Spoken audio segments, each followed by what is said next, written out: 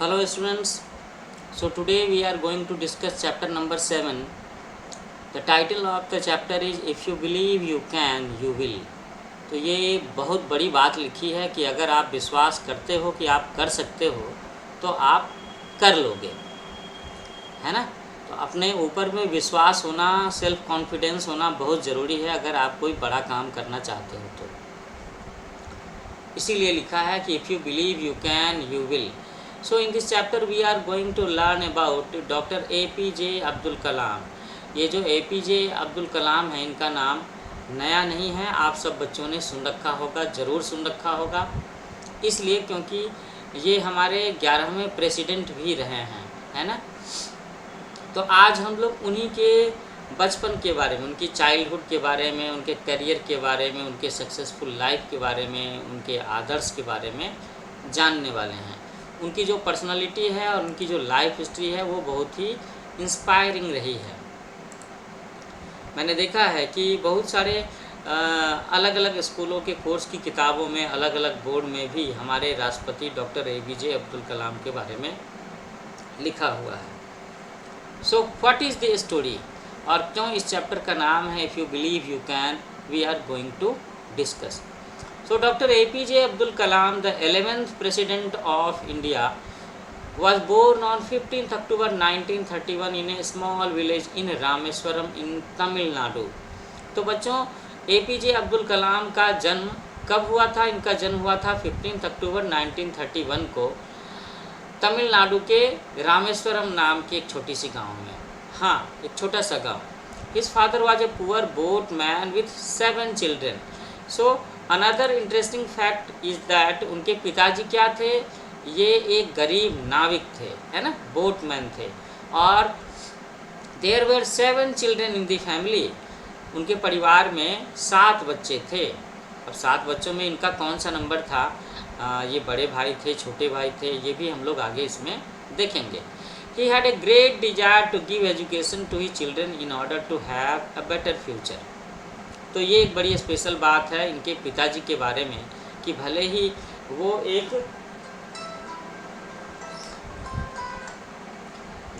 एक गरीब बोटमैन थे, गरीब नाविक थे, लेकिन फिर भी उनके अंदर में अपने बच्चों को अच्छी शिक्षा देने की, अच्छा एजुकेशन देने की बड़ी अच्छी इच्छा थी। और वो चाहते थे कि उनके बच्चे पढ़ लिख करके अपना भविष्य बेहतर बनाएं। इसीलिए वो चाहते थे कि इनके सारे बच्चे पढ़ाई कर सकें।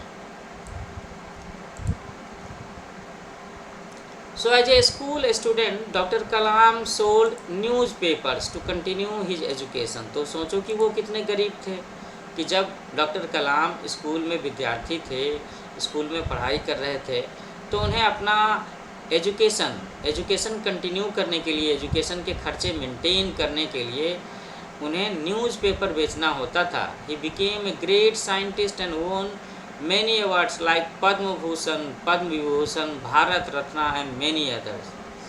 His journey of excellence did not stop there. He was elected to the highest post, that is the president of India. तो बच्चों, यहाँ पर क्या बताया जा रहा है कि डॉक्टर कलाम को क्या क्या सिविलियन अवार्ड दिया गया, क्या क्या उन्हें ऑनर दिया गया, क्या क्या अवार्ड वगैरह दिया गया। जैसे कि आगे चल कर के उन्होंने वो बहुत बड़े साइंटिस्ट बने। इसरो के साथ में भी उनका लगाव रहा है ना, उसमें भी उनके करियर के कुछ साल गुजरे हैं। इसरो, उन्हें पद्म भूषण मिला, पद्म विभूषण मिला, भारत रत्न मिला, और आगे चल कर के वो भारत के सबसे हाईएस्ट पोस्ट पर प्रेसिडेंट ऑफ इंडिया भी रहे हैं, उस पर सिलेक्शन हुआ उनका। Doctor Kalam is a role model for all of us. Like him we can also fulfil our dreams with hard work and honesty. तो यहाँ पर हम लोग क्या देख रहे हैं कि उनकी पर्सनालिटी के जो इम्पोर्टेंट फीचर हैं वो क्या है? हार्ड वर्क और ऑनेस्टी। और वो हम सब लोगों के, आम आदमियों के, बच्चों के, बड़ों के, सबके आदर्श पुरुष कहे जाते हैं, है ना। तो हम लोग क्या जान रहे हैं कि उनका बचपन एक छोटे से गांव से गुजरा। वो बचपन में बहुत गरीब थे। उनके पिताजी उन्हें शिक्षित करके बड़ा आदमी बनाना चाहते थे और इन्होंने भी ये काम किया है। So there are many people in our country who do not understand the importance of education. They do not send their children to school. As a result, many children are forced to earn money at an early age when they should be going to school. तो ऐसा है बच्चों कि अभी भी हमारा देश जो है, यहाँ पर अभी लिटरेसी का जो रेट है वो 100% नहीं है। कई सारे स्टेट्स हैं जो गरीब राज्य भी कहे जाते हैं, जैसे कि बिहार हो, झारखंड हो, बंगाल हो, उड़ीसा हो। There are some more states also जहाँ पर गरीबी ज़्यादा है, और गरीबी ज़्यादा है इसके साथ साथ वहाँ पे लिटरेसी रेट भी बहुत पुअर है। वहाँ पर अभी भी 80% 90% लोग शिक्षित नहीं हैं, जबकि सदर्न स्टेट्स में, कर्नाटका में, है ना, तमिलनाडु में, केरला में लिटरेसी रेट काफ़ी अच्छा है। और यहाँ यही बात बताई जा रही है कि अभी भी हमारे देश में बहुत सारे लोग हैं जो एजुकेशन का इम्पोर्टेंस, शिक्षा का महत्व नहीं समझते, और कई जगहों पर इसकी वजह से जब वो नहीं समझते शिक्षा का महत्व तो अपने बच्चों को स्कूल भी नहीं भेजते, और स्कूल नहीं भेजते जिसकी वजह से बच्चे गरीब तो रहते ही, साथ में वो फोर्स किए जाते हैं। कम उम्र में ही उन्हें पैसे कमाने होता है। जिस उम्र में उन्हें स्कूल जाना चाहिए उस उम्र में उन्हें काम करने होते हैं। So these poor children work in homes, dhabas, as well as at carpet weaving, bangle making, tanning, wool cleaning, gem polishing, lock making, brassware, slate, pencil, cement and soap making factory. तो बच्चों, ये जो गरीब बच्चे होते हैं जिन्हें पढ़ने की उम्र में मजबूरी से, गरीबी की वजह से काम करना होता है, ये कहाँ कहाँ काम करते हैं? ये आमतौर पर घरों में नौकर का काम करते हैं, ढाबा में काम करते हैं, सड़कों के किनारे जो छोटे छोटे होटल होते हैं, खाना परोसने का, बर्तन धोने का, खाना बनाने का, कारपेट की बुनाई का काम करते हैं, चूड़ियाँ बनाते हैं, बैंगल, है ना, कलर करने का काम करते हैं, ऊन की सफाई करने का काम करते हैं, जेम की पॉलिशिंग का काम करते हैं, ताले बनाने का काम करते हैं, और वो कांसे के बर्तन वगैरह भी बनाते हैं, पेंसिल, सीमेंट और साबुन बनाने वाली फैक्ट्रियों में भी काम करते हैं। हालांकि चाइल्ड लेबर इलीगल है, लेकिन फिर भी ऐसा होता है। अब यहाँ देखो, Sivakasi in Tamil Nadu is famous for its match and fire cracker factories. Earlier the factories here employed many children. Now there is a ban on the employment of children in those jobs, so that are dangerous for their health. The chemicals used in the factories harm the children. They develop breathing and skin problems. Sivakasi Tamil Nadu में एक बड़ा ही popular शहर है ना, और वो इस वजह से पॉपुलर है कि वहाँ पर क्या बनाया जाता है? मैच बॉक्स, माचिस बनाया जाता है, और फायर क्रैकर, पटाखे आप सब बच्चों को पसंद है ना, ये वहाँ पर बनाए जाते हैं। तो पहले यहाँ की फैक्ट्रियों में बच्चों को काम पर लगाया जाता था, लेकिन अब चूँकि देयर इज ए बैन, है ना, सरकार ने रोक लगा रखा है कि आप बच्चों को पढ़ने लिखने की उम्र में काम पर नहीं लगा सकते। ये चाइल्ड स्लेवरी के अंतर्गत भी आता है, लेबर लॉज के अंतर्गत भी आता है, क्योंकि जब वो बच्चे इन कामों में लगाए जाते हैं तो एक तो ये काम बड़ा ख़तरनाक है, दूसरा ये हेल्थ हैजार्ड, हेल्थ के लिए इशू भी खड़ा करता है। यहाँ पर जो केमिकल्स इस्तेमाल होते हैं वो बच्चों के स्वास्थ्य को बहुत बुरा नुकसान पहुँचाते हैं, और आगे चल कर के इन बच्चों को ब्रीदिंग का, सांस लेने में तकलीफ़ होती है, स्किन प्रॉब्लम्स भी होते हैं। So do you know the fire crackers that you burn at festivals pollute the air and harm the health of many people, so take a vow no fire crackers. तो बच्चों, यहाँ पर एक pledge की बात कही हुई है कि आप सब जान लो कि ये जो पटाखे आप लोग चलाते हो ना अलग अलग फेस्टिवल्स पर, ये क्या करता है कि ये एयर पॉल्यूशन करता है, और जो सांस हम हवा लेते हैं, हम लोग सांस क्या लेते हैं? ऑक्सीजन लेना चाहते हैं, लेकिन हमें मिलता क्या है? हमें जो हवा मिलती है उसमें ऑक्सीजन, कार्बन डाइऑक्साइड और बाकी सारे भी ये पॉल्यूटेंट्स मिले होते हैं, जो पॉल्यूटेंट्स फायर क्रैकर से बनते हैं, उससे जनित होते हैं। तो क्या होगा कि हवा के साथ साथ में फायर क्रैकर का ये पॉल्यूटेंट भी हमारे कान में, हमारे शरीर में, हमारी नाक में, हमारे फेफड़े में चला जाएगा, जो हमारे स्वास्थ्य को नुकसान पहुंचाएगा। तो क्या कह रहे हैं कि हम लोगों को एक शपथ लेनी चाहिए कि हम फायर क्रैकर का इस्तेमाल नहीं करेंगे। मैं जानता हूँ कि ये जो बात है ये थोड़ी मुश्किल है आप सब बच्चों के लिए, तो अगर हम लोग बिल्कुल ही बंद नहीं कर सकते तो why should not we minimize it, हमें कम कर देना चाहिए, है ना, कम कर देने चाहिए पटाखे चलाना। So all children must go to school, they cannot fulfil their dreams और do anything for the development of our country without education. तो क्या है बच्चों कि सारे के सारे बच्चों को, देश के सारे बच्चों को, दुनिया के सारे बच्चों को स्कूल जाने की उम्र में स्कूल ही जाने चाहिए।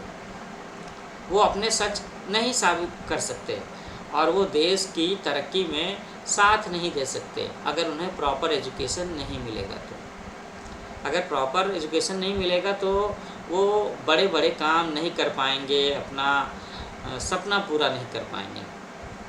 So sadly, child labor is a big problem in our country. Thousands of poor children have to work to fulfill the needs of their families. They do not have a chance to play and enjoy their childhood. तो child labour है ना, बाल श्रम बोलते हैं इसे हिंदी में। तो एक्चुअली में चाइल्ड लेबर जो है ये तो हमारे लिए बहुत बड़ी समस्या है और सरकार ने इस पर रोक भी लगाया हुआ है। आपने कैलाश सत्यार्थी का नाम सुना होगा, जिन्हें इसी सब्जेक्ट पर काम करने के लिए नोबेल प्राइज़ भी मिला हुआ है। लेकिन फिर भी हमारे देश में बहुत सारे परिवार ऐसे हैं जहाँ पर घर की रोज़मर्रा की ज़रूरत को पूरा करने के लिए, ऑक्यूपेशन के लिए, खाने पीने के लिए उनके पास में रिसोर्सेज नहीं हैं, पैसे नहीं हैं, तो इन दैट केस बच्चों को काम करना होता है।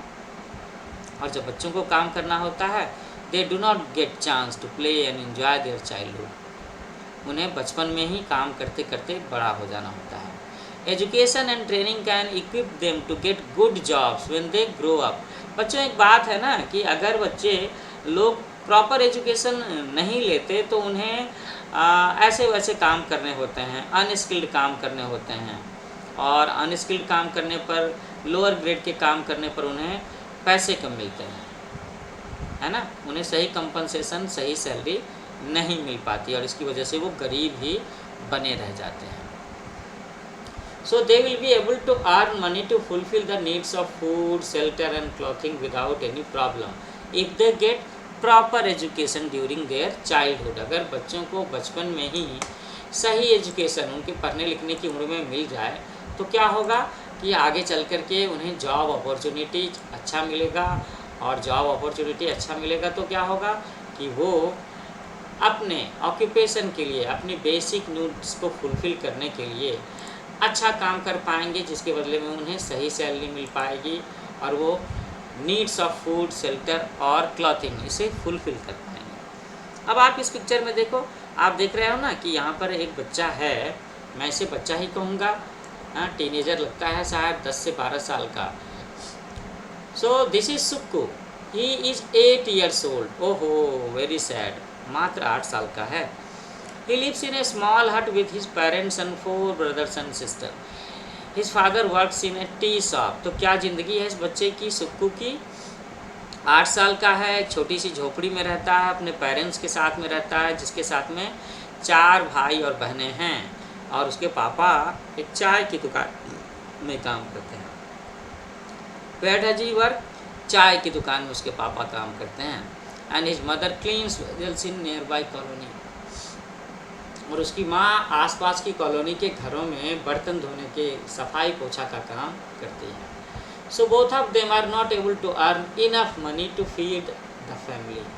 तो सुक्कू के मम्मी पापा चाय की दुकान और बर्तन धोने का काम करके उतने पैसे नहीं कमा पाते कि अपनी फैमिली के सारे मेम्बर्स को सही खाना अवेलेबल करवा सकें। So the children go to the traffic crossing to beg for food and clothes.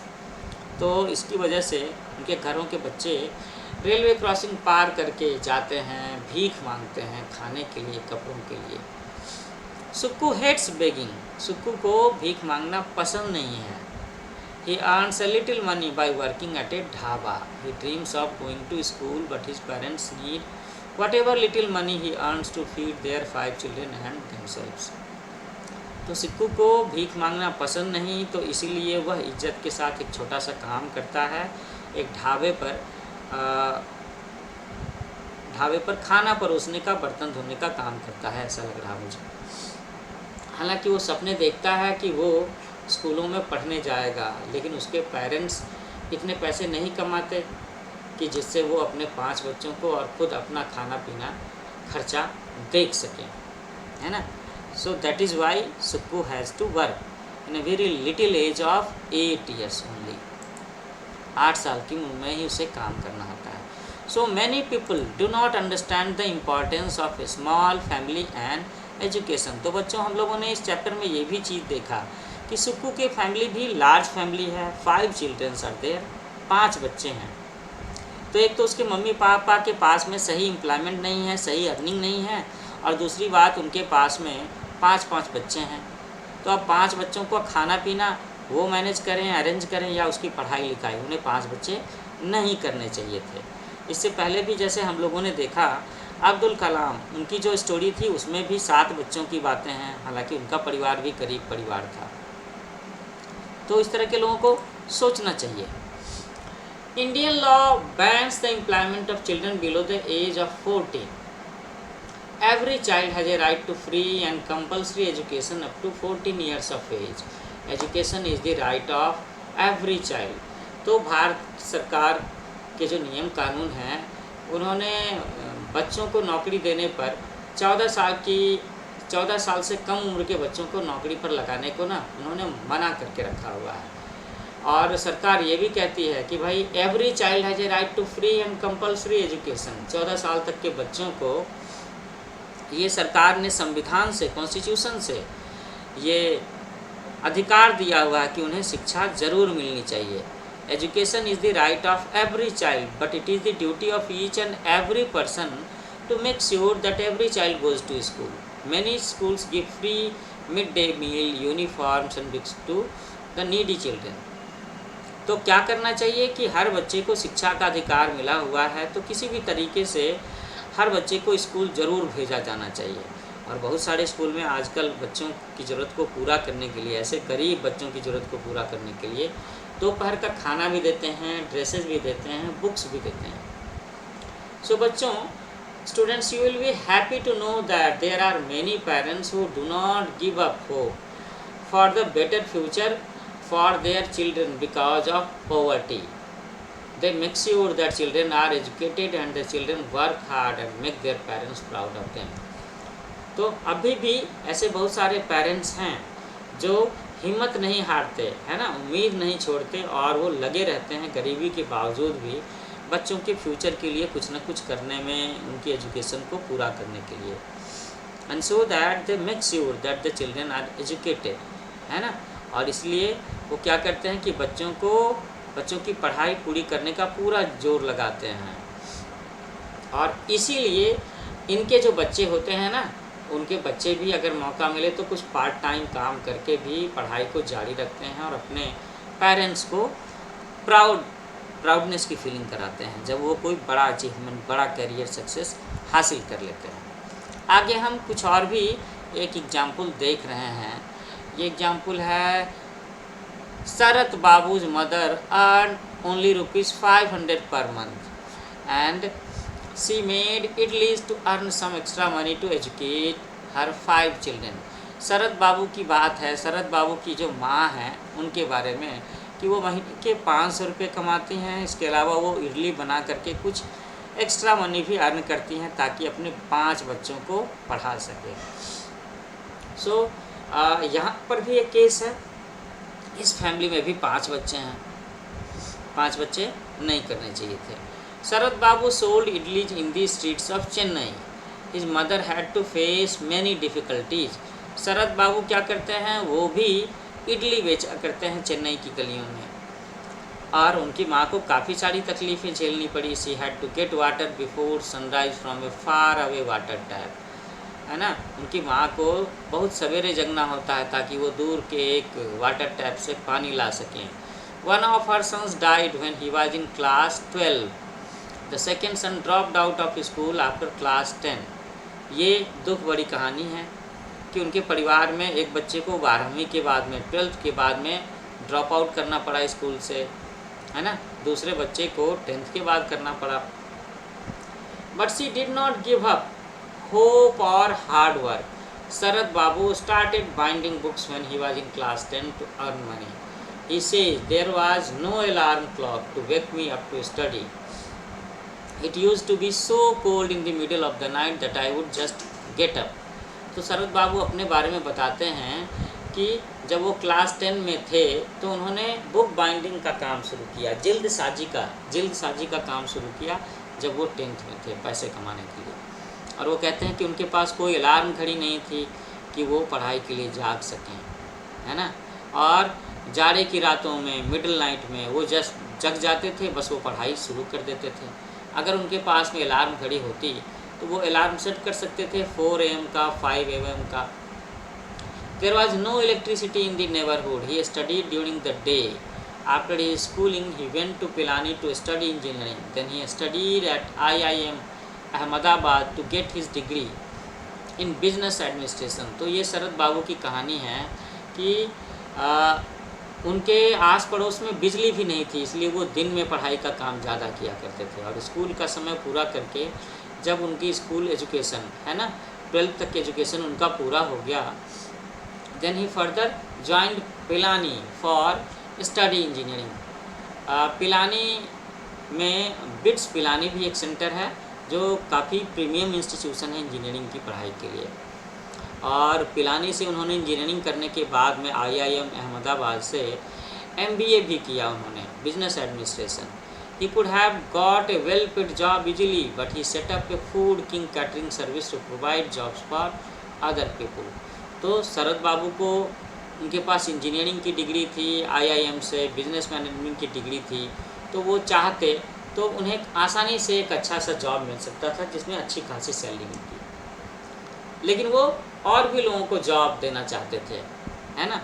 तो इसलिए उन्होंने फूड किंग कैटरिंग सर्विस शुरू किया और इसके ज़रिए उन्होंने काफ़ी सारे लोगों को नौकरी पर रखा। Sharad Babu says it does not cost money to dream. वो कहते हैं कि सपने देखने के लिए पैसे खर्च करने की ज़रूरत नहीं होती। और सपने सच करने के लिए किस चीज़ की ज़रूरत होती है? सपने सच करने के लिए आपको मेहनत करने की ज़रूरत होती है ना। क्या करना चाहिए? सपने सच करने के लिए मेहनत करना चाहिए। सच करने को मेहनत करो।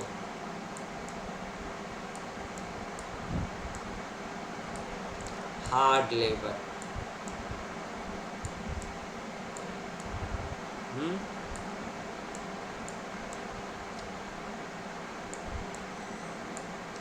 करना चाहिए, बिल्कुल करना चाहिए। हार्ड लेबर, मेहनत तो करना ही पड़ेगा।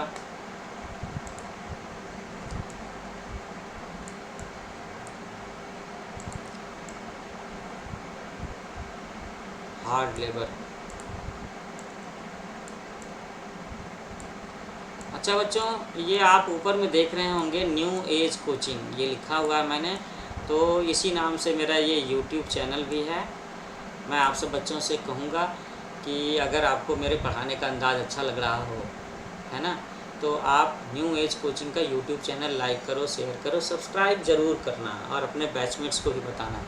ये उन बच्चों के लिए भी फ़ायदेमंद हो सकता है जो किसी वजह से अपना स्कूल का लेक्चर अटेंड करना मिस कर गए हों या जिन्होंने अपने स्कूल को लेट से ज्वाइन किया हो।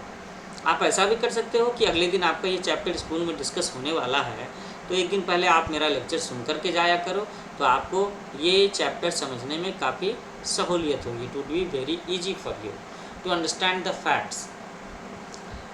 बातें समझने में, ये चैप्टर समझने में काफ़ी अच्छा हो जाएगा। So you are lucky that you get an opportunity to go to school. Be responsible and perform well in your studies and other activities. तो बच्चे, जो सारे बच्चे मेरा ये लेक्चर सुन पा रहे हैं, आप सब लोगों को कैसा महसूस करना चाहिए? आपको लकी महसूस करना चाहिए, ब्लेस्ड फीलिंग होनी चाहिए कि आपके पेरेंट्स ने आपको स्कूल में एडमिशन कराया है और भेज रहे हैं। सो you should be responsible and perform well in your studies. अच्छा करना चाहिए स्कूल के सारे एक्टिविटीज़ में, सारे एग्जामिनेशंस में। The guidance of your parents and teachers will help you to grow into a successful good human being. तो parents का जो गाइडेंस है और टीचर की जो मदद है, टीचर की जो पढ़ाई है, वो आप सब लोगों को एक अच्छा इंसान बनाने में आपकी मदद करेगी, है ना। तो ज़रा सा हम लोग यहाँ पर कुछ ऑब्जेक्टिव क्वेश्चंस को भी देख लें। बाकी मैं सोच रहा हूँ कि एक अलग से लेक्चर सेशन रखूँगा जिसमें मैं इसके आंसर लिख करके पोस्ट करूँगा और आपको एक्सप्लेन करूँगा। So doctor Abdul Kalam served as President of India. Okay, many people do not send their children to school as they do not understand the importance of education. Up to what age do children have the right to free and compulsory education? It is 14 years of age. We can fulfill our dreams with discipline and hard work, honesty and punctuality. ये तो इसके लिए correct answer है both. हमारे पास में दोनों चीज़ें होनी चाहिए, डिसिप्लिन भी, हार्ड वर्क भी, ऑनेस्टी और पंक्चुअलिटी भी। फिल इन दी ब्लैंक्स को भी चेक कर लें, कर लेते हैं। Doctor Kalam sold, doctor Kalam क्या बेचा करते थे? Newspapers. Many schools give mid day meal, uniforms and books to needy children. Many people in our country do not send their children to school. ये है इसका correct answer. Child labour is a big problem in our country. Education is the right of every child, है ना बच्चों। तो आप ये objective questions भी इसके जरिए कर सकते हो। करेक्ट ऑप्शन को चेक कर लें। अच्छा, doctor APJ Abdul Kalam served as president of India. ये तो अभी अभी किया हम लोगों ने। मैच द फॉलोइंग, इसे देखते हैं ये कैसे कर सकते हैं। हालांकि अगर आपने चैप्टर का लेक्चर ध्यान से सुना है तो ये कोई टफ काम नहीं है, कर सकते हो, है ना। अगर आपने लेक्चर सही से अटेंड किया है, अगर आपने पढ़ाई सही से की है, then you should do it and you should do it correctly. So Sharat Babu set up food catering service. Sukku hated begging. Poor children are forced to work in factories and dhabas. Education and training help to fulfill their dreams. You must help other children to, और ये जवाब यहाँ होगा।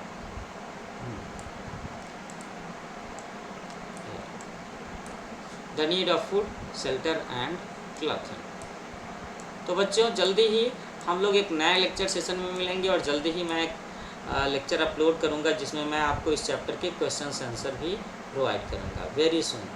सो you should wait it. तब तक के लिए आप मेरा न्यू एज कोचिंग का यूट्यूब चैनल लाइक करो, शेयर करो, सब्सक्राइब करो, अपने बैचमेट्स को ज़रूर बताओ। मैं जल्दी ही सॉल्यूशंस के लेक्चर भी लेकर के आ रहा हूँ। Happy learning with new age coaching.